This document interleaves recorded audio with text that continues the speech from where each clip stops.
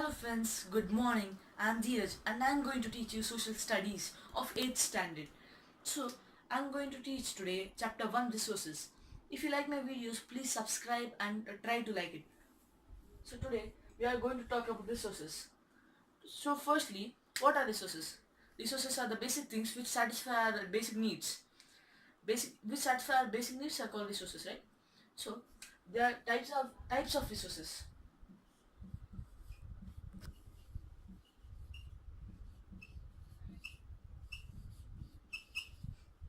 There are three types of resources: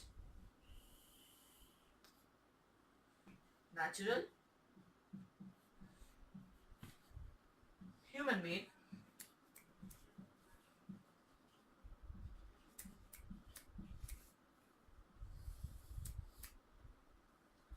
and human.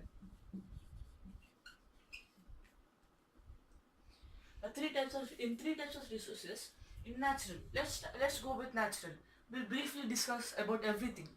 In natural, there are again four subdivisions. They are based on development,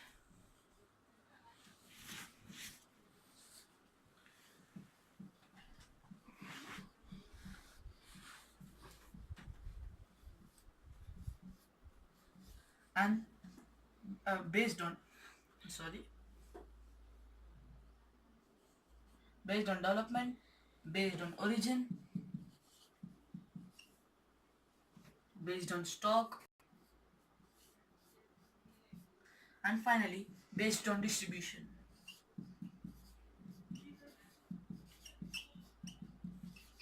So first, let's know the definition of natural resources. Natural resources are like we get it from the nature, and natural resources, the best example are the air we breathe, the soil which we use for agriculture, and the minerals which we use.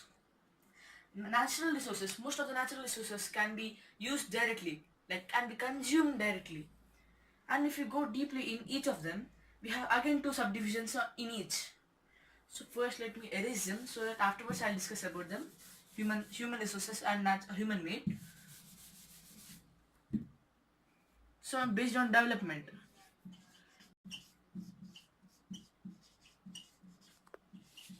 we have two subdivisions again: actual and potential.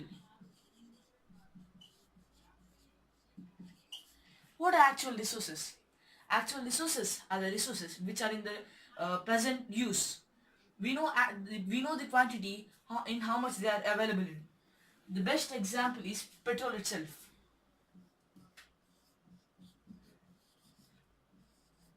The best example is petrol itself. As we all know that we know the quantity of it. Petrol is in the regular use. And for potential, we don't know the original quantity, how much it is available in.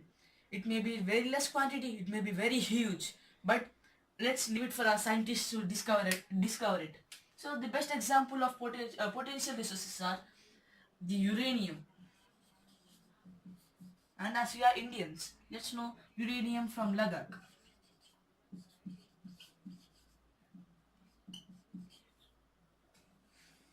And for next, we are going based on origin. Based on origin, we have abiotic and biotic. I'll say the definitions too.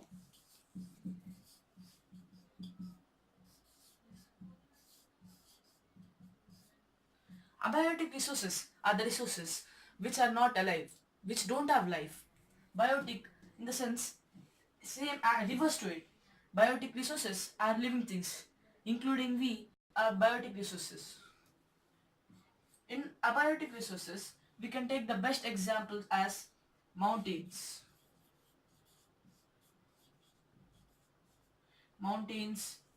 rivers, etc. and etc. In biotic resources, the best example are plants, animals. Where humans are also animals, right? So you can understand that. And the third one is based on stock. Based on stock, we have two types again. I should say that based on development, these all four subdivisions each has two subdivisions again. And based on stock, we have renewable and non-renewable.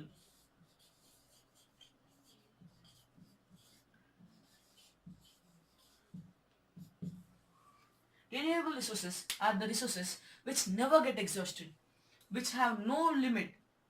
They are unlimited. So renewable resources, they never get exhausted, and we can use them how much ever we want. The best example, renewable resources include solar energy, wind energy, hydro energy, etc. So in like, what is solar energy? We'll get the energy from the sun, the solar panel convert it into electric energy, we use it. The same process repeats, and the solar energy never gets end. And non-renewable resources, we should know about it, that because it's limited, it is a limited quality, I mean it is in limited quantity, then they can get exhausted. The best example in non-renewable resources we can take as fossils fossil fuels like petrol, diesel, etc. These fossil fuels get exhausted, so it's our need to save them. It's our duty to conserve them. And finally, we are based on distribution.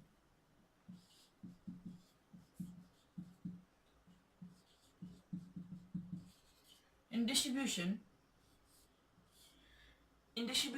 we have ubiquitous,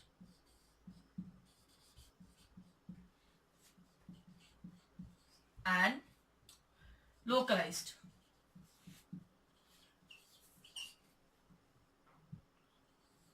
Localized. What does ubiquitous mean? These resources are universal. We can see where we can find them wherever we see. Like the best example is the air which we breathe. See, we find it in Asia, we find it in Antarctica. Wherever we go, air is common, right? The best example is air. And localized resources. These resources exactly reverse to them. They are available in the certain parts of the world, like the iron, the copper.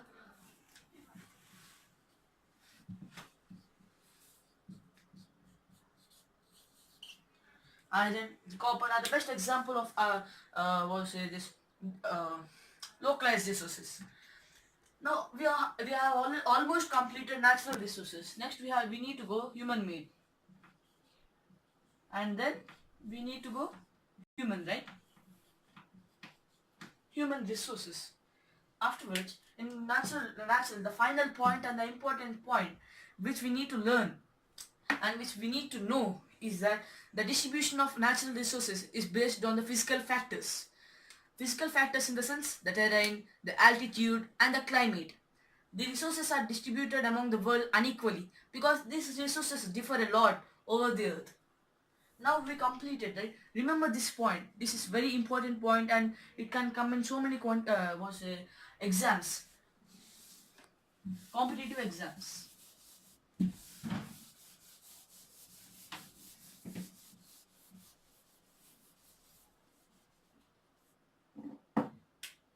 Erasing it for clarity. If you want to see it, you can go back to the video and see them. And human-made resources. Human-made resources is very simple and easy. Don't get scared after listening to natural resources. They are as big as natural resources. They are very simple and easy. Human-made resources are the resources made by us. You need to know that most of the natural resources can be used directly, but not all of them can be used directly, because some resources need to be changed their original form to be to be resources. They need to change their original form to become resources from substances. If some natural resources can't become resources if they don't get changed. Like, let's take the example of iron ore. Iron ore is not a resource until humans know how to extract it from and bring iron from it. Once we got to know how to get iron from iron ore, it became a resource.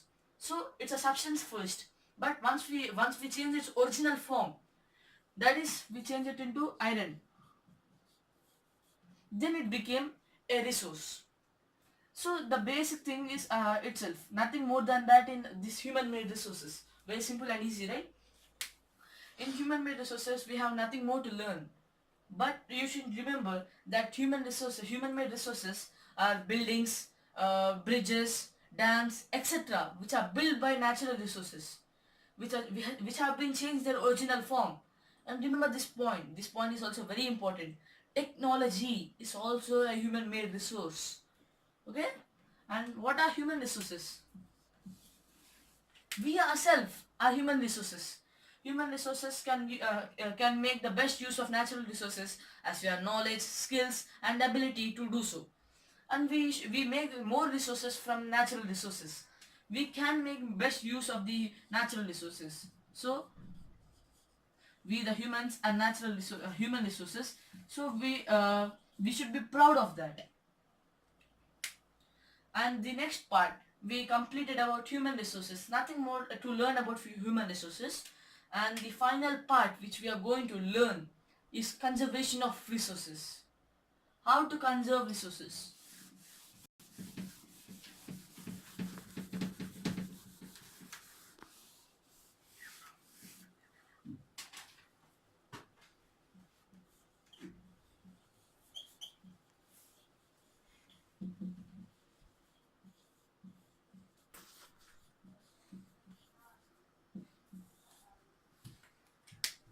What does conservation of resources mean? Like saving them, allowing them for the future use. We need to do sustainable development. What is sustainable development? There's the next question you get. Sustainable development is the use of resources in a slow way, useful way. Don't overuse them and save them for the present and the future. That's sustainable development. We need to follow it, right? For future generations and for present. For conservation of resources, one can't do everything, but one can change everything. See, the change should come from one. We all know that one can't do anything, but one can do everything if he has help. If everyone helps him, if you change, everyone can change. Never think that what will change if you will change. Everything can change if you can change. You try to consume resources, recycle and reuse. Try to save paper, it comes from trees. Try to save water, it comes from each drop counts. Try to save electricity, it comes from water and coal. Try to save everything. Together we can make a change. And the conservation of resources is the best, a small step. Conservation of resources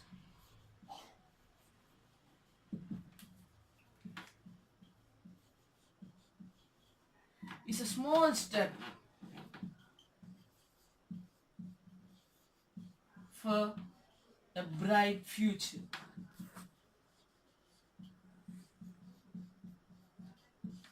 This is our world. This is our earth.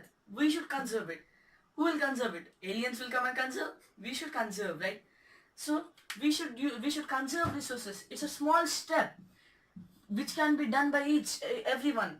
Conserving can be done by each and single one. We should consume resources. We should reuse, recycle.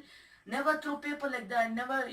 I know that everyone at this point of age we like to make aeroplanes from papers, waste papers. That's not good. Paper, water, electricity are very important resources. Paper, if we conserve paper, we can conserve trees, which will not lead in global warming. If we conserve water, it will not lead to global warming. If we conserve water, it's very good for us. And we all know that 0.001% of the available water which we drink is fresh water. So if we conserve that water, if we conserve the only little point of water which we use, if we don't conserve that also, what we will drink? And finally, the electricity. The electricity comes from water. Indirectly, if you save water, you can save electricity. And if you save electricity, you can save more things like coal. If you save coal, we can coal has harmful mercury in it, which can when it's burnt, it can go and fall on water bodies, which may cause diseases for fishes or anything. When consumed by humans, it can be affected to humans too. So you all know that coal is very harmful. It has harmful mercury in it.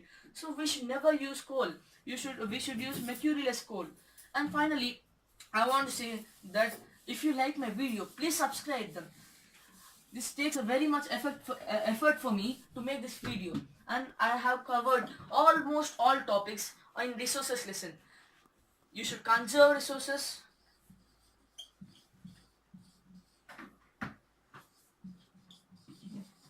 and you learn the types of resources.